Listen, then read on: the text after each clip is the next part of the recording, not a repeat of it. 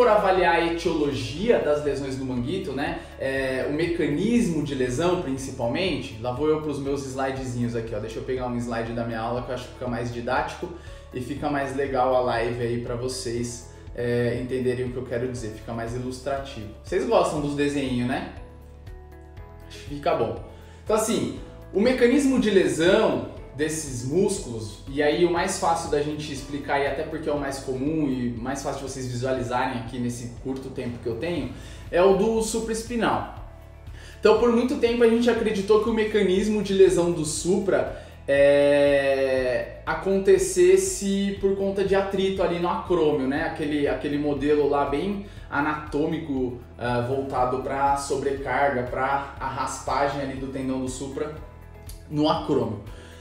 Mas hoje a literatura já nos mostra que alterações estruturais, como por exemplo tipo de acrômio, postura, elas não têm grande correlação com a ruptura desses músculos do manguito. Então a gente parte para uma teoria mais relacionada à demanda e capacidade. Eu conversei um pouco sobre isso com vocês na live passada, que foi sobre diagnóstico cinético funcional do ombro, né? Então assim, por que um cara que trabalha em atividades overhead, ele tem mais chance de romper o manguito? A gente por muito tempo acreditou que isso era porque em amplitudes maiores a gente tinha mais impacto, o acrômio estava raspando no tendão do supra, tá? Só que hoje a gente já entende que em amplitudes maiores o tendão do supra está até mais longe do acrômio do que ele está em amplitudes menores de elevação do ombro. Então não necessariamente trabalhar em cima vai ter mais impactação e isso vai ter relação com essas rupturas. A gente leva o conceito da ruptura do manguito, da degeneração do manguito, das tendinopatias do manguito, principalmente tendinopatia de supra, que talvez seja que vocês lidem aí de uma forma mais recorrente na clínica, que elas aconteçam por conta desse mecanismo aí de sobrecarga, principalmente sobrecarga excêntrica.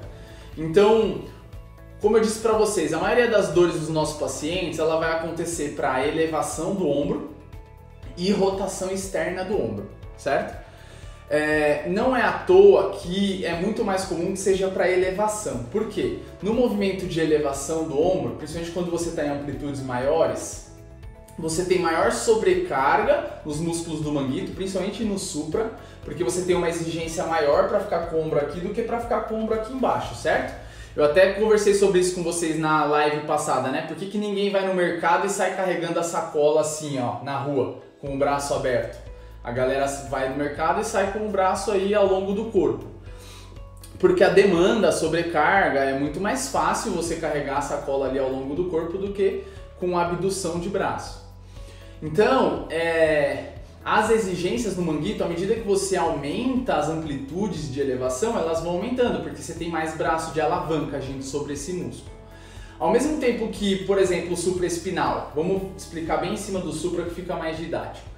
Ao mesmo tempo que o supraespinal tem que fazer um movimento de elevação, ele também está trabalhando ali para estabilizar a cabeça do húmero na glenoide. A gente falou sobre isso aí bastante na live sobre funções musculares, lembra?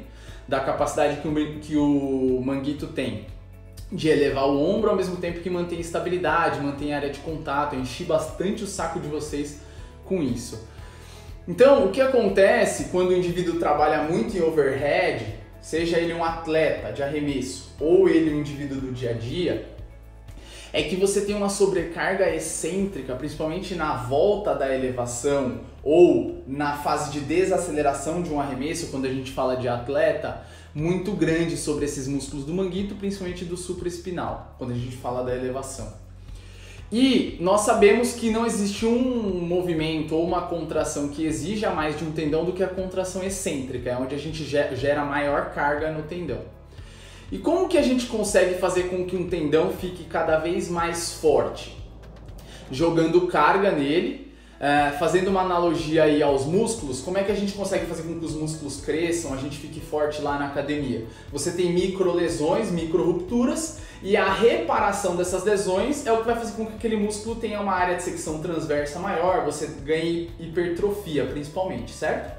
No caso do tendão é a mesma coisa, principalmente relacionado ao volume de carga que está sendo exposto ao tendão. Quando eu falo volume, todos vocês entendem que é intensidade e frequência, né, de estímulo, tempo basicamente. Então assim, basicamente quando você expõe esse tendão a uma carga, você vai ter ali micro rupturas, você vai ter lesões nesse tendão, e essas lesões não são ruins do ponto de vista inicial, porque é isso que vai fazer com que ele se repare e que ele fique cada vez mais capaz de suportar carga. O nosso corpo ele se adapta às cargas que você impõe a ele o tempo todo. Se você expor esse tendão a uma carga que a gente chama de carga ótima, né? Uma carga ideal, em que você vai gerar assim, vai tirar ele do basal, vai lesionar um pouquinho, mas depois você dá um tempo de reparo, você consegue controlar bem como você está expondo essa carga, a tendência é que esse tendão ele se adapte à carga que você está expondo a ele e ele fique cada vez mais capaz de suportar essa carga. Cada vez ele tem a maior capacidade de suportar essa exigência do dia a dia. Então, o que acontece nas tendinopatias é que a gente se preocupa menos com essas coisas do atrito, principalmente no caso do ombro, no acrômio. Compressão é importante, a compressão sobre um tendão é importante. Tanto é que a lesão do supraespinal, normalmente ela começa ali nessa zona que vocês estão vendo aí, que é chamada de lesão em pasta, né? Que é na zona crítica de Codman.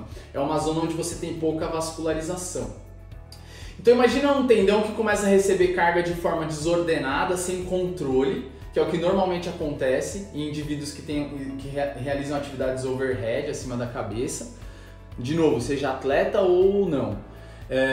E ele não se adapta bem a essas cargas que estão sendo impostas a ele. Você começa a ter, ao invés de alterações benéficas, de adaptação benéfica nesses tendões, você começa a ter alterações degenerativas. Então esse tendão ele começa a ficar um pouquinho mais rígido, um colágeno que suporta menos carga, e isso vai fazer com que ele esteja mais suscetível a ter rupturas.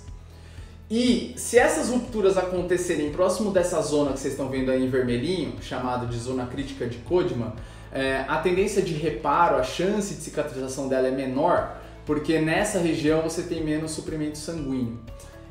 Então, nessa região próximo da inserção do tendão no tubérculo maior, ali do húmero, você tem forças compressivas sobre o tendão, mas não geradas pelo acrômio, geradas pela angulação de inserção do tendão no tubérculo maior, principalmente nos movimentos de elevação e mais próximo do início do movimento, aqui mais próximo do início da abdução, além dessa sobrecarga de tração que existe no tendão para o movimento de elevação, sendo que o supraespinal é um dos músculos responsáveis por realizar esse movimento. Então a gente parou de se preocupar muito com alterações estruturais e alterações de padrão de movimento como preditores dessas lesões, e a gente se preocupa muito mais com fatores de risco relacionados à capacidade de demanda, ou seja, principalmente o controle da carga que está sendo exposta a esse tendão. Então é isso que eu queria que ficasse na mente de vocês como um dos mecanismos de lesões mais aceitos hoje perante a literatura, beleza? Fixou isso aí?